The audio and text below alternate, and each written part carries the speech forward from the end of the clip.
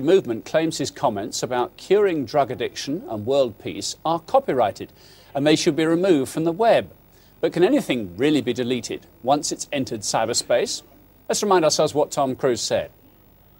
Being a Scientologist, when you drive past an accident, it's not like anyone else. Drive past, you know you have to do something about it because you know you're the only one that can really help. We are the authorities on getting people off drugs. We are the authorities on the mind. We are the authorities on improving conditions. Criminon, we can rehabilitate criminals. Way to happiness, we can bring peace. Well, joining us from Central London studio is media lawyer Mark Stevens from Finer Stevens Innocent. Can you really stop something like this, Mark, once it's got out across the web?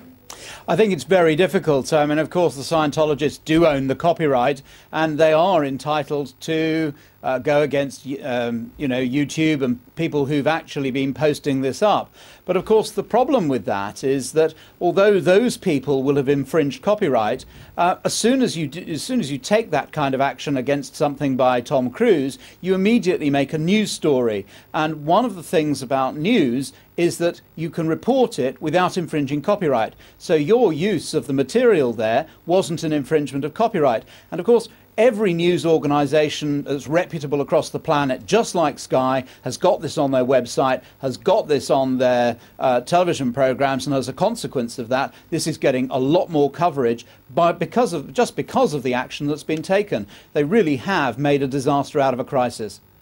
Now, the Church of Scientology has been pretty litigious, hasn't it, in the past? In fact, the Wikipedia article, we've just looked it up, I've got it online now, lists some of the lawsuits, notable lawsuits against critics of the organisation. One has to wonder, I suppose, is legal action always the best action?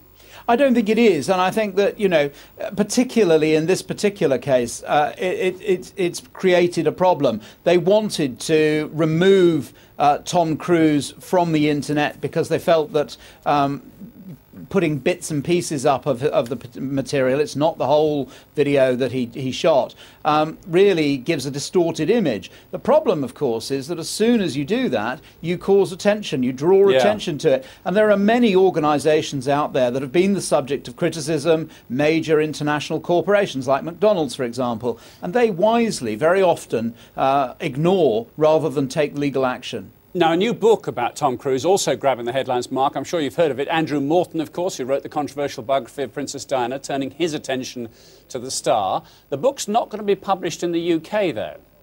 No, that's good. Human rights and freedom of expression for Scientologists, but he's very quick to try and stop other people having freedom of expression. And it's a kind of it's ironic, isn't it? OK, Mark, thank you very much for being with us.